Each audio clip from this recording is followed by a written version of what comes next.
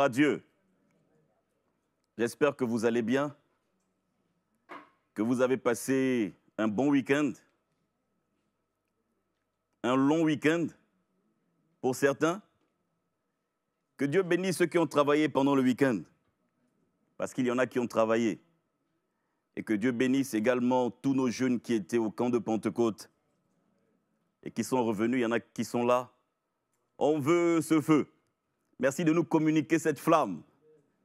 On m'a dit un peu ce qui s'est passé. Ils étaient 120, plus les encadrants, il y avait du monde.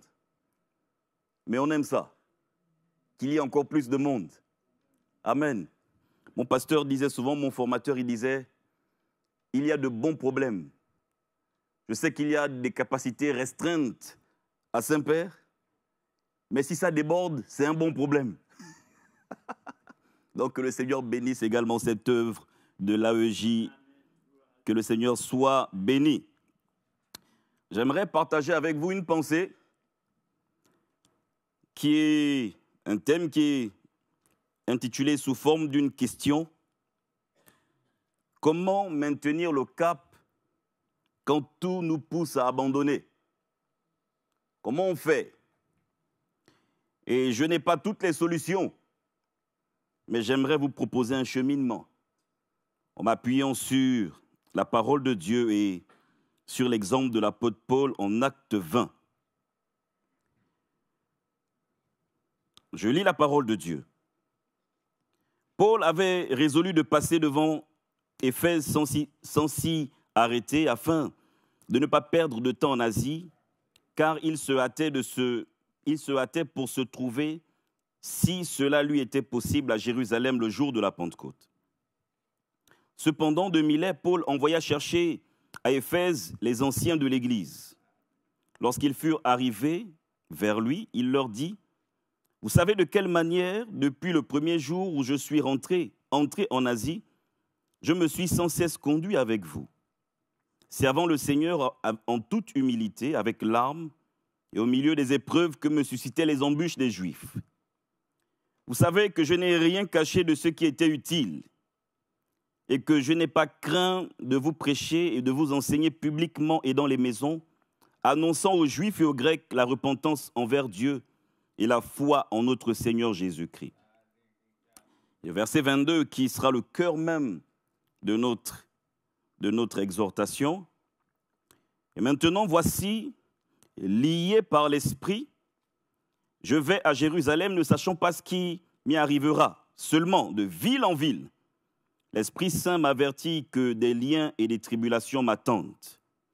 Maintenant, je ne fais pour moi-même aucun cas de ma vie, comme si elle m'était précieuse, pourvu que j'accomplisse ma course avec joie et le ministère que j'ai reçu du Seigneur Jésus-Christ d'annoncer la bonne nouvelle de la grâce de Dieu. » Et on dit Amen. La parole de Dieu est forte, la parole de Dieu est vivante, la parole de Dieu nous aide à avancer.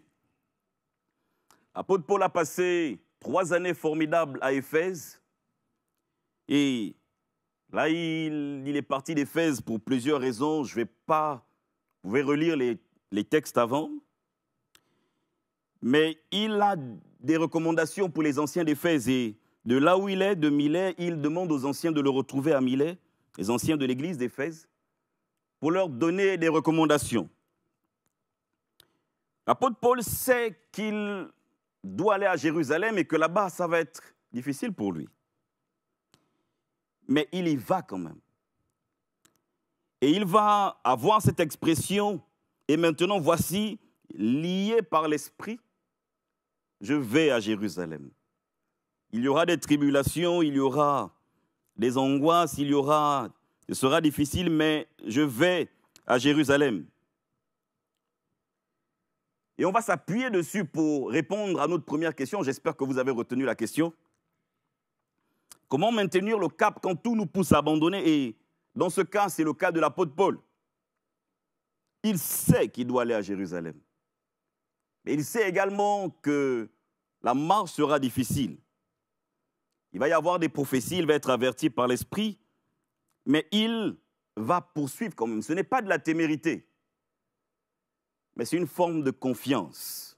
Pas une forme, c'est de la confiance. Il a confiance en son Dieu qui conduit ses pas et on va le voir. Qui parmi nous n'a jamais connu le moment où il voulait tout lâcher, tout laisser? Il voulait lâcher prise.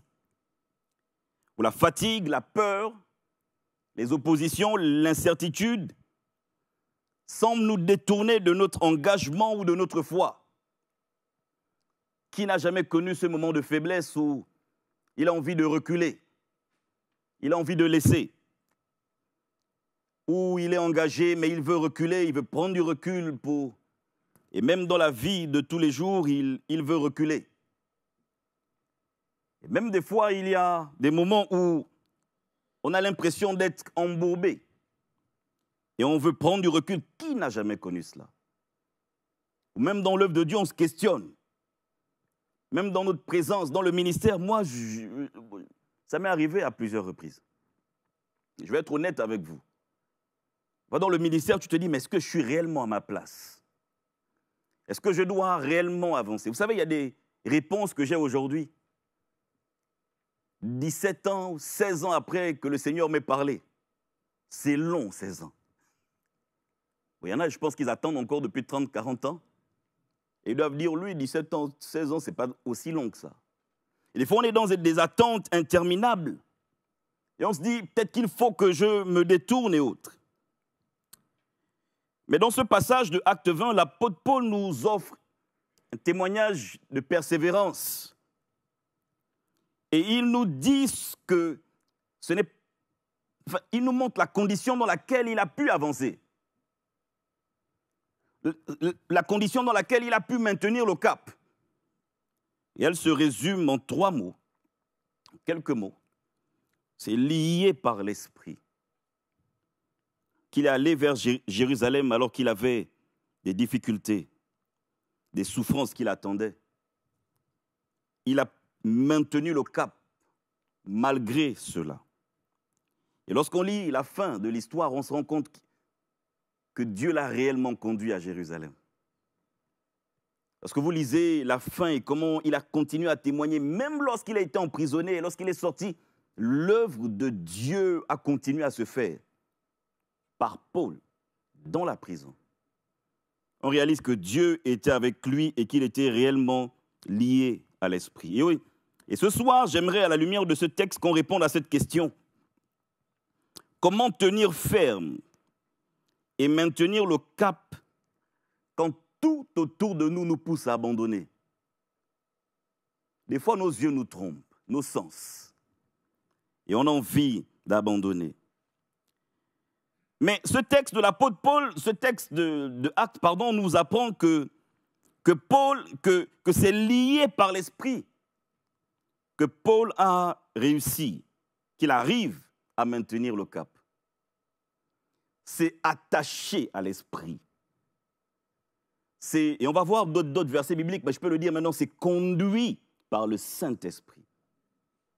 C'est sa vie spirituelle. Lorsque Paul arrive à Éphèse en Acte 19 et qu'il trouve des disciples, la première question qu'il leur pose, c'est de savoir s'ils ont reçu le Saint-Esprit. Parce que dans la vie de l'apôtre Paul, dans son enseignement, dans sa théologie, dans sa vie de disciple, il ne voyait pas une vie en dehors de cette relation, de cette communion avec le Saint-Esprit.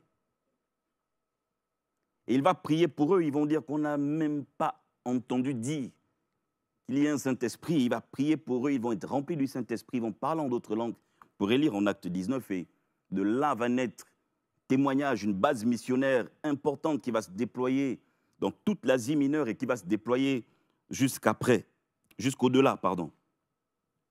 Lié par l'Esprit, cette expression nous révèle une réalité spirituelle profonde où ma volonté s'unit à la volonté de Dieu par son Esprit. Où je suis quand même moi, mais je suis attaché à l'Esprit. Je vis selon l'Esprit.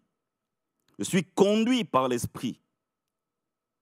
C'est un état qui nous fait réaliser qu'il y a eu une action du Saint-Esprit d'abord, avant que nous, on ne réponde. Il y a une action progressive de l'Esprit au milieu de nous. L'Esprit de Dieu me touche, l'Esprit de Dieu me convainc, l'Esprit de Dieu me parle et je m'attache à lui. Et je me lie. Je reste attaché à la vie de l'Esprit. Vous savez, moi j'ai appris qu'on ne triche pas avec Dieu. On ne triche pas avec la vie spirituelle. On peut se tromper les uns les autres sur certaines choses. On peut ne pas se dire la vérité. Mais on ne triche pas avec la vie de l'Esprit. On ne triche pas avec Dieu. Lorsqu'on vit une vie qui honore Dieu, ça se sait. Lorsqu'on est en communion avec l'Esprit de Dieu, je ne parle pas de venir dire, de venir rabâcher aux gens des paroles, des prophéties et des... Non. Mais c'est d'être dans cette vie où ma vie, de façon personnelle, est en adéquation avec l'Esprit de Dieu, qui me pousse à méditer sa parole, à m'éloigner du péché, à m'éloigner du mal, à vivre cette vie-là dans la sainteté, où je préserve mon cœur, où mon cœur est rempli d'amour, où le fruit de l'Esprit se manifeste au travers de ma vie. On ne triche pas avec ça. Et on doit, des fois, nous regarder. Je bénis le Seigneur pour ceux qui vivent comme ça. Et je regarde à ma vie et je me dis, tu as tellement d'efforts à faire encore. Trop de distractions dans ma vie. Alors que l'Esprit de Dieu m'attend dans ce moment de communion, dans ce moment d'intimité, dans ce moment d'abandon, dans ce moment de consécration, dans ce moment où le moi disparaît pour être en adéquation avec ce que Dieu veut. Où ce n'est plus ce que moi je veux tout le temps. C'est Seigneur, comment je peux te plaire? Comment je peux ne pas attrister? Je ne sais pas si ça se dit en français, mais pardonnez-moi. Comment je peux éviter de t'attrister? Comment je peux plaire à mon Dieu? Comment je peux être dans cette vie de consécration? Paul est consacré à Dieu, il est lié à l'Esprit, il est attaché.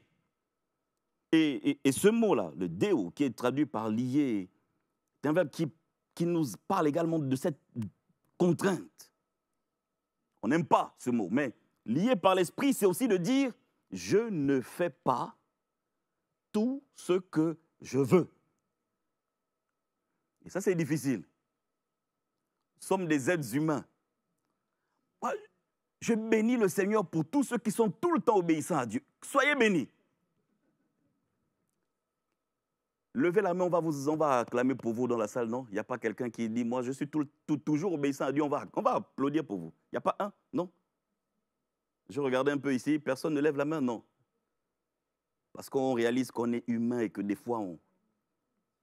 Mais c'est un état d'esprit où je suis attaché, où je suis lié, où je suis... Où c'est... L'expression, c'est comme un navire qui est solidement amarré à son port. Je suis attaché. Le navire, il peut y avoir des vagues, mais il est attaché à l'Esprit de Dieu. On ne triche pas avec ça. Et on est appelé à vivre cela. Et dans la théologie de Paul, dans l'enseignement de Paul, il y a plusieurs textes bibliques qui renforcent cette notion de lié par l'Esprit comme une condition nécessaire qui nous aide à maintenir le cap. Rappelez-vous de la première question.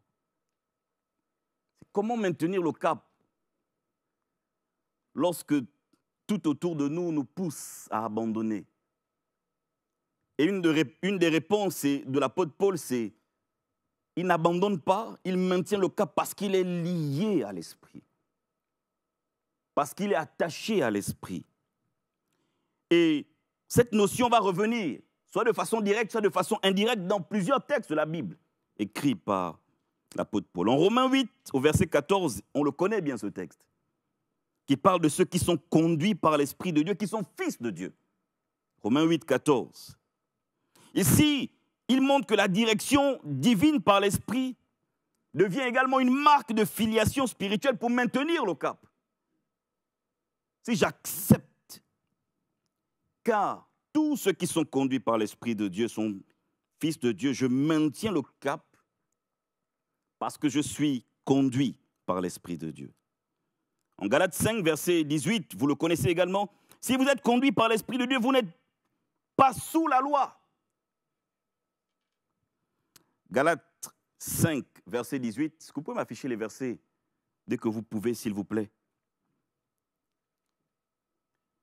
Si je suis lié par l'Esprit, si je suis conduit par l'Esprit, je sors de l'esclavage de la religion et je maintiens le cap. L'ennemi numéro 1 des chrétiens, des pentecôtistes, des chrétiens qui ont connu la vérité, c'est lorsqu'on rentre dans un moule religieux. Il y en a qui combattent le diable, il faut le combattre. Il y en a qui combattent les démons, il faut. Moi, je combats la religion. Je refuse la religion. L'ancrage religieux est un mal profond pour la vie de l'esprit. Je pense qu'il faut une routine spirituelle. Moi, je suis de ceux qui pensent qu'on doit quand même avoir une routine spirituelle. Mais la routine spirituelle ne doit jamais empêcher la vie de l'esprit de se manifester. Qui est soumis à qui? Moi, je suis contre ceux qui disent « Saint-Esprit va toucher ci, va remplir tel ». Je suis contre ça. Mais je suis contre ceux qui considèrent également que Saint-Esprit, là, on a décidé que tu ne parles pas. Ensuite, on va te laisser une petite place après la Sainte Seine pour que tu parles. On ne dirige pas le Saint-Esprit. Ce n'est pas nous qui dirigeons le Saint-Esprit. Nous nous soumettons à l'Esprit, à la vie de l'Esprit. Lorsque nous mettons nos bornes humaines, souvent, pas toujours, souvent, l'Esprit de Dieu, je pense, nous regarde. On doit être soumis et la conduite par l'Esprit nous aide à sortir de la religion. Et la tendance humaine, régulière dans l'histoire de l'Église, que lorsqu'on arrive, on atteint une taille critique d'une Église, souvent on a tendance à bâtir une religion. On a nos dogmes, on a nos principes. Ici, on ne fait pas ça. Ici, on ne fait pas ci. On érige et on sort. On érige des barrières et on sort de ce que Dieu attend de nous, de cette liberté spirituelle qui n'est pas le désordre. Parce que je ne suis pas en train de parler du désordre. Celui qui est conduit par l'Esprit réalise également l'amour de Dieu pour lui. L'apôtre Paul va parler en 2 Corinthiens 5, 14, il va dire « L'amour de Christ qui nous presse. » Car l'amour de Christ nous presse. Parce que nous estimons que si un seul est mort, nous tous donc sont morts. Et les versets d'après, mais il y a cette notion de l'amour qui me presse. C'est fort, hein? L'amour de Christ qui me presse. C'est-à-dire que je veux m'en détourner à gauche et à droite, mais je ressens cet amour au plus profond de moi. Une jeune qu'on évangélisait il y a très longtemps, ça ne me rajeunit pas tout ça. En 2001, 2002, disait, j'aime pas venir dans vos églises. Dans vos églises, tout le monde fait Alléluia, tout le monde fait Amen. Ils se disent des Alléluia, des Amen en permanence. Et je lui ai dit, est-ce que tu sais ce que ça veut dire Alléluia? Est-ce que tu sais ce que ça veut dire Amen? Et puis les gens, ils prient fort, ils louent Dieu, ils crient. Bon, je lui ai dit, non, ils ne crient pas. Elle était dans une église que je connais, donc ils ne criaient pas. Mais ils priaient à haute voix, témoignaient leur amour de Dieu. Je lui ai dit, quand on réalise que Christ nous a aimés, et qu'on réalise où on était, et ce qu'on est devenu, on peut dire Alléluia de 6h à minuit. Même en dormant, on se réveille, on dit Alléluia. Quand on se réveille à 3h du matin, on fait Alléluia, gloire à Dieu. Parce que l'amour de Christ nous presse. Lié par l'Esprit, dans la tête, Paul, il il nous montre en fait, et ce qui est bien, et je veux le dire maintenant pour que les gens ne se disent pas que Paul il est particulier.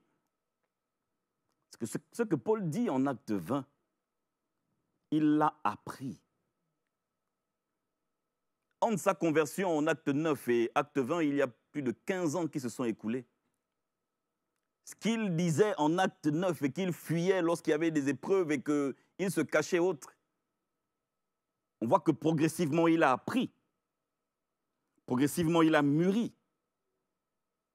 Il y a une œuvre de l'esprit en lui. Il a compris que ce n'était plus lui qui vivait, mais que c'est Christ qui vit sa vie en lui. Il ne l'a pas dit au début de sa conversion, mais progressivement, il a appris à connaître Christ. Il va dire des paroles troublantes. Je ne sais même pas comment l'interpréter. Je vais simplement les lire en Colossiens 1, 24. Je me réjouis maintenant dans mes souffrances pour vous.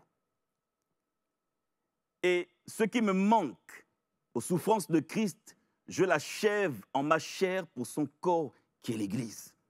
Waouh! Ce qui manque aux souffrances de Christ, moi, je le vis maintenant. Lié. Il y a cette notion de Christ. C'est moi c'est Christ, la vie de Dieu. Je ressens ce que Christ peut ressentir parce que l'Esprit de Dieu me fait ressentir. Également, l'Esprit m'aide à comprendre même les profondeurs de Dieu. Je vis cette vie-là. Et il y a un prophète que j'aime beaucoup également. C'est difficile d'étudier ces textes, mais j'aime beaucoup. Il s'appelle Jérémie. Et à sa manière, le prophète Jérémie évoque cette notion de lier par l'esprit pour maintenir le cap et avancer. Et je reviendrai sur un texte un peu plus complet à la conclusion. Il va dire, je me réjouis... Non, c'est pas ça. Jérémie 20, verset 7. Oui. Tu m'as persuadé, Éternel, et je me suis laissé persuader. Tu m'as saisi et tu m'as vaincu. Et je suis chaque jour un objet de raillerie, tout le monde se moque de moi, etc., etc. Mais Jérémie va dire quelque chose qui est le même verbe, lié et saisi, sont traduits de la même manière. C'est vrai que l'Ancien Testament est traduit en hébreu, mais il y a une version de l'Ancien Testament, de la Septante, traduit l'Ancien Testament en grec. Et le mot traduit par saisi ici, et le mot traduit par lié. En acte 20 dans la Septante, c'est le même mot.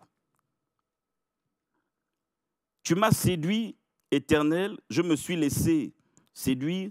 Tu m'as saisi, tu m'as lié, c'est le même mot. Tu m'as vaincu. Et il évoque cela également.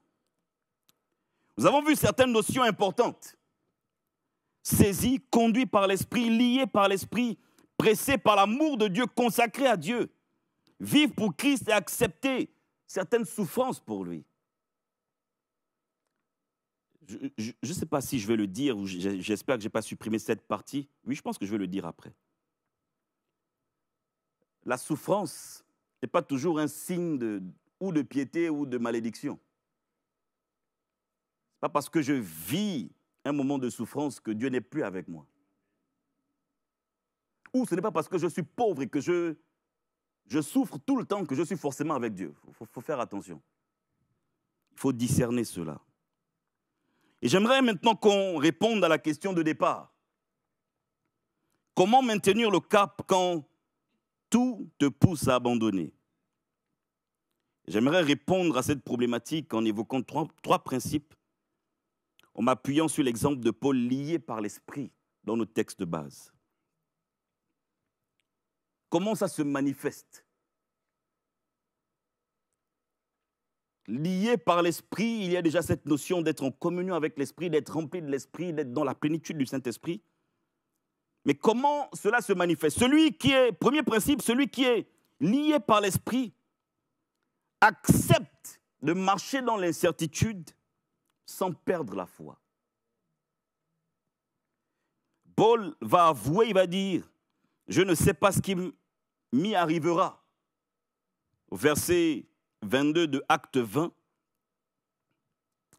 il n'a pas toutes les réponses, il ne maîtrise pas tous les détails, mais il avance lié par l'Esprit. Je ne sais pas tout, je ne comprends pas tout, j'accepte l'incertitude, j'accepte de marcher par la foi et non par la vue, sans perdre la foi, parce que je suis lié à l'Esprit. Celui qui est lié à l'Esprit, premièrement, accepte de marcher, de vivre cette vie-là, d'être conduit par l'Esprit sans savoir où il va forcément. Ça, est-ce que je peux être honnête avec vous? Je peux être honnête? Moi, j'aime pas. Ça, moi, j'aime pas. Et je le dis souvent à mes proches, et je pense que j'ai dû le dire à Rive Droite, moi, j'aime planifier. J'ai appris à planifier. Dans mon lieu professionnel, j'ai planifié. Je faisais des planifications sur 5, 10, 20 ans. Je peux faire un programme d'église sur je ne sais pas combien d'années, je peux lister des prédits, je peux faire des programmes. Je peux planifier un certain nombre de choses. Je peux vous dire ce que je compte faire en septembre, en octobre, en novembre, en décembre de l'année prochaine.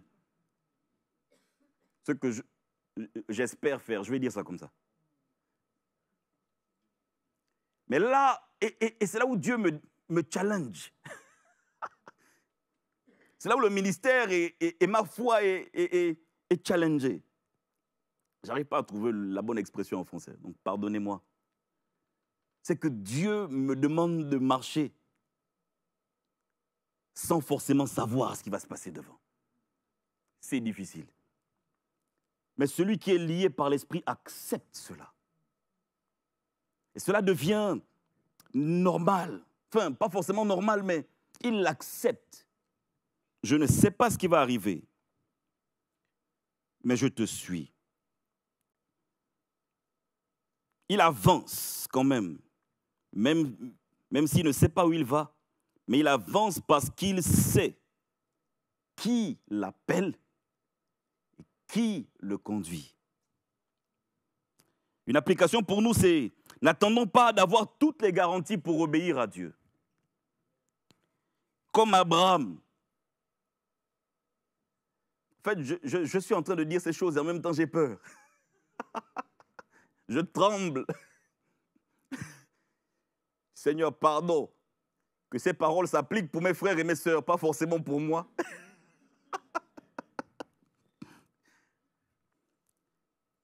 Que nous avancions sans forcément savoir où nous allons, comme Abraham. En Hébreux 11, verset 8. Il a suivi Dieu sans forcément savoir où il allait. Et j'aimerais vous laisser ce texte pour clôturer ce premier principe. Proverbe 3, versets 5 à 8. Confie-toi en l'Éternel de tout ton cœur et ne t'appuie pas sur ta sagesse. Reconnais-le dans toutes tes œuvres et il aplanira tes sentiers. Il aplanira tes sentiers. Il t'aidera à marcher pas après pas. Et le psaume 119 qui dit concernant la parole de Dieu, c'est comme une lampe à nos pieds, voilà. Une lumière sur notre sentier, c'est-à-dire, et j'essaie souvent comment dire ça, d'illustrer, d'essayer d'imager cela. Essayer d'attacher une lampe à vos pieds. Non, normalement, la lampe pour les chasseurs.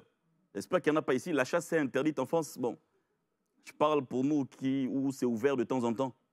Mais les chasseurs de nuit, ils mettent une lampe au front. J'ai fait un peu de chasse de nuit. Et de la pêche de nuit également. Ils mettent la lampe au front pour voir. Mais là, non, la parole de Dieu, la lampe est là attachée au pied. Pour éclairer quoi, mon Dieu? La marche. Un pas après l'autre. Waouh! Le deuxième principe de la condition de celui qui est lié par l'Esprit, c'est deuxièmement ne pas se laisser arrêter par les difficultés actuelles ou annoncées. Ça, j'aime le dire également. Ce que je vis aujourd'hui ne définit pas qui je suis. Je peux être à terre aujourd'hui. Ça ne veut pas dire que je resterai à terre toute ma vie. Je peux être dans la disette, la pauvreté aujourd'hui. Ça ne veut pas dire que ma condition actuelle définit qui je suis. D'abord, même là, ne définit pas qui je serai demain. On ne doit pas se laisser arrêter par les difficultés actuelles ou annoncées. Et l'apôtre Paul sait que des liens et les tribulations l'attendent devant. Mais l'Esprit ne lui promet pas que tout sera facile, mais il lui donne la force de marcher. Je l'ai dit déjà un peu, les difficultés ne sont pas un signe que Dieu nous a abandonnés. Mais souvent, très souvent, les difficultés sont la preuve que nous sommes sur le bon chemin. J'ai dit souvent, je n'ai pas dit toujours, mais on peut dire amen à cela. Des fois, le Seigneur éprouve notre foi. Et que les difficultés que j'ai aujourd'hui, les défis que j'ai aujourd'hui, sont souvent la preuve que je suis sur le bon chemin. L'opposition, la fatigue, les critiques, les échecs, mettez tout ce que vous voulez après, la solitude et autres, ne doivent pas nous détourner du plan de Dieu. Nous devons toujours nous rappeler qu'avant la gloire du Seigneur Jésus, avant son ascension, avant sa résurrection, il y a quoi? Il y a la croix. Seigneur, tu m'as fait asseoir dans les lieux célestes. Alléluia. Seigneur, j'ai toute bénédiction en toi. Alléluia. Tu m'as fait asseoir avec toi sur les lieux élevés. Alléluia, gloire à Dieu. Mais, le Seigneur dit également que celui qui veut le suivre, qu'est-ce qu'il doit faire? Il doit se charger de sa croix. Donc les difficultés peuvent arriver. La persécution peut arriver. Les humiliations peuvent arriver. Je ne vous le souhaite pas. Mais Dieu peut nous délivrer de tout cela. Et nous ne devons pas, ces choses ne doivent pas nous détourner du plan de Dieu pour nos vies. Et j'aimerais vous laisser également ce texte. Nous sommes pressés de toute manière. 2 Corinthiens 4, les versets 8 et 9. Nous sommes pressés de toute manière, mais non réduits à l'extrémité. Dans la détresse, mais non dans le désespoir. Persécutés, mais non abandonnés. Abattus, mais non perdus. Est-ce qu'on peut dire amen à ça? Nous sommes pressés de toute manière, mais non réduits à l'extrémité. Dans la détresse, ça peut arriver, mais non dans le désespoir. Parce qu'au milieu de la détresse, je garde la foi. Parce que Jésus est avec moi. Les jeunes ont chanté ce chant, j'ai Jésus dans mon bateau. N'allez pas le regarder, s'il vous plaît. Au début, je ne comprenais pas et ça faisait du bruit. Mais après, j'ai compris. Ils ont utilisé leurs expressions pour dire il y a la détresse, il y a la tempête, il y a tout. Mais j'ai Jésus dans mon bateau. Dans la détresse, mais non dans le désespoir.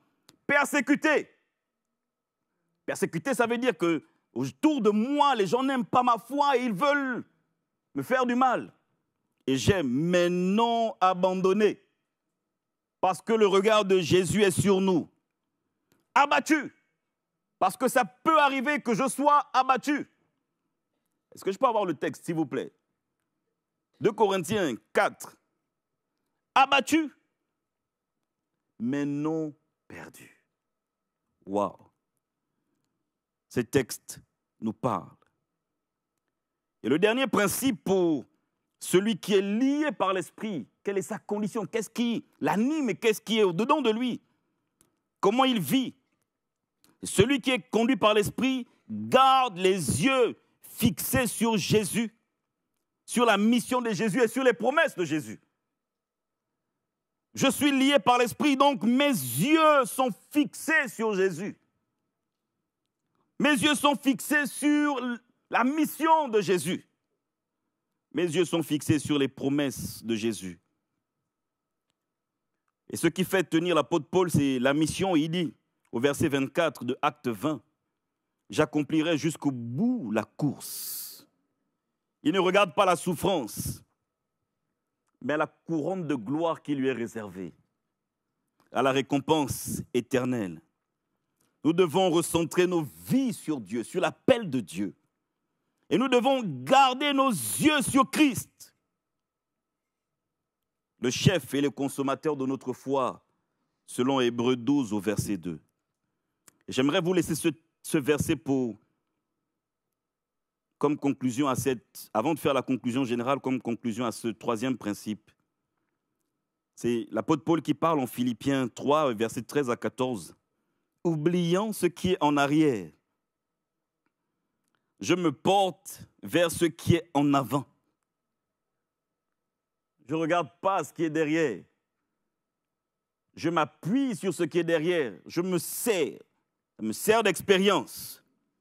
Mais je regarde, me portant vers ce qui est en avant, je cours vers le but pour remporter le prix de la vocation céleste de Dieu en Jésus-Christ. Je m'appuie sur mes erreurs du passé pour me façonner, pour me fortifier, parce que je dois regarder vers l'avant. 3 principes. Comment maintenir le cap quand tout te pousse à abandonner? L'apôtre Paul nous dit que c'est lié par l'Esprit et que celui qui est lié par l'Esprit accepte de marcher malgré l'incertitude sans perdre la foi. Le deuxième principe, c'est ne pas se laisser arrêter par les difficultés actuelles ou annoncées. Et le troisième principe, c'est garder les yeux fixés sur Jésus, sa mission et ses promesses. C'est la condition de ceux qui peuvent témoigner, qui peuvent dire « je suis lié par l'Esprit alors ». Ces 3 principes s'appliquent à moi. Peut-être que quelqu'un, ce soir, est dans une situation où il veut abandonner. Je suis en train de conclure. Peut-être que quelqu'un est dans une forme de lassitude. Ça arrive aussi. Je vais à l'église et j'ai l'impression que les choses sont... c'est la même chose. Et puis il y a ceux qui ont connu autre chose avant et qui se disent « Ah, ce n'est plus la même église, ce n'est plus la même chose. » Il y a un moment où, une forme de lassitude générale où j'ai des attentes, mais les attentes ne sont pas comblées. Je suis dans l'incompréhension totale de tout ce qui se passe autour de moi. Je suis dans une solitude profonde. Et je l'ai dit ici ou je l'ai dit à Rive-Droite. Au début, je ne comprenais pas lorsqu'on parlait de solitude. Maintenant, je comprends. Il a fallu que le Seigneur me fasse passer par là et je peux témoigner que dans la solitude, le Seigneur nous aide. L'Esprit de Dieu et la communion avec l'Esprit nous aide à tenir dans la solitude. Il y a des moments où, des fois, j'ai l'impression que je parle seul, mais en fait, je prie. Je me réveille et je prie. Je ne parle pas seul.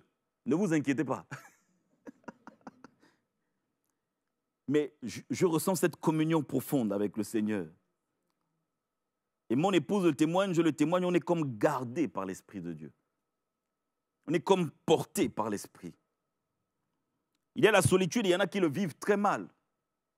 Voilà pourquoi il faut prier les uns pour les autres. Et lorsqu'on peut, appelons, et je le disais cet après-midi, n'hésitons pas à appeler les uns les autres, envoyer un message. Vous ne pouvez pas savoir comment des fois un message peut faire du bien. Un verset biblique, un message et dire que le Seigneur te fortifie. J'ai prié pour toi et vraiment que le Seigneur te fortifie. On doit pouvoir vivre cela. Des fois, il y a des oppositions. Mais ce soir, Dieu nous invite à rester liés par l'Esprit, attachés au Saint-Esprit et à pour pouvoir maintenir le cap. Esprit de Dieu et moi dans cette communion pour maintenir le cap.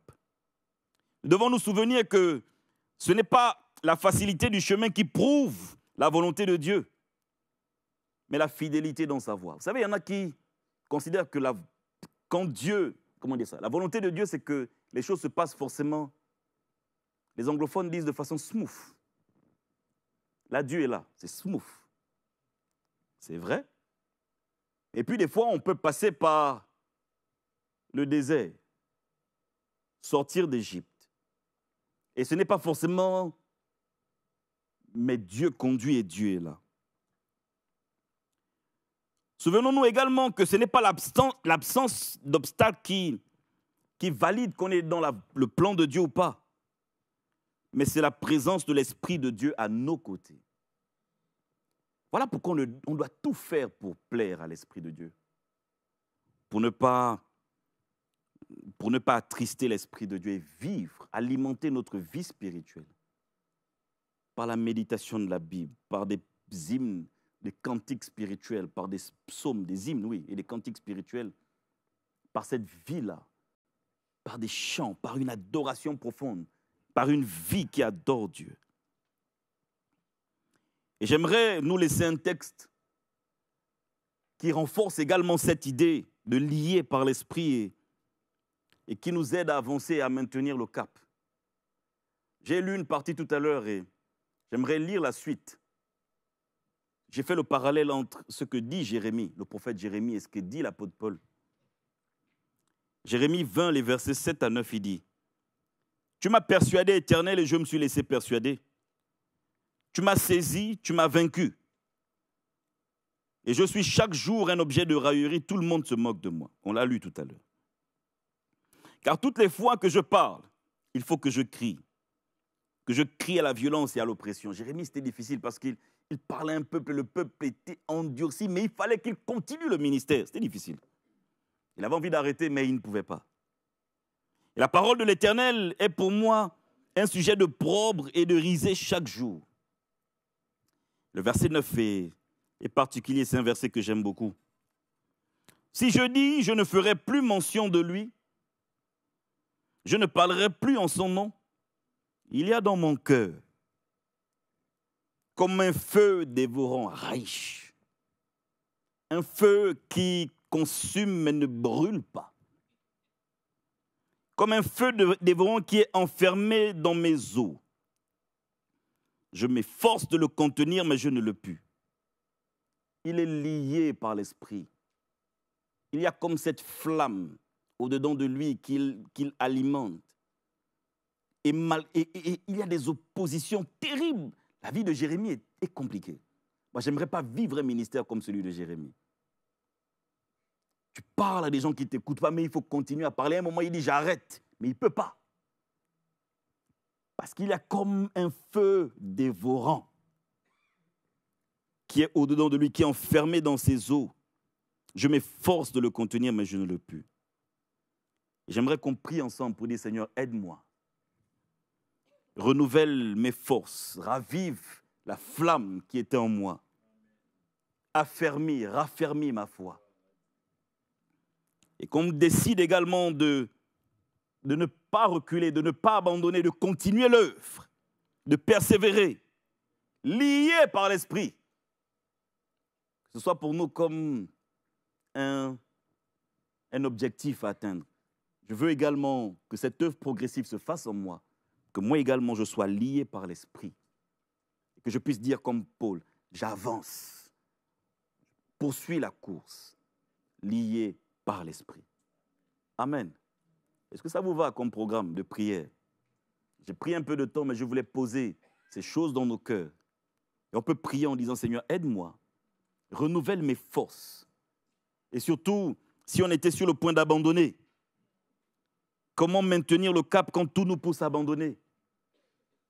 On maintient le cap quand on est lié par l'Esprit, qu'on ne se laisse pas détourner à gauche et à droite, qu'on avance, qu'on accepte l'incertitude sans perdre la foi, qu'on ne se laisse pas arrêter par les difficultés actuelles ou annoncées, et qu'on garde les yeux fixés sur Jésus, sa mission et ses promesses. Amen. Je te bénis de tout mon cœur. Je t'aime, mon Seigneur et mon Dieu.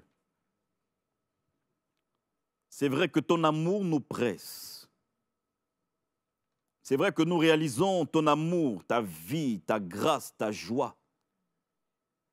Seigneur, j'aimerais faire des paroles de l'apôtre Paul miennes et chacun de nous aimerait se les approprier. Seigneur, c'est lié par l'Esprit que nous allons maintenir le cap. Alors aide-nous, Seigneur.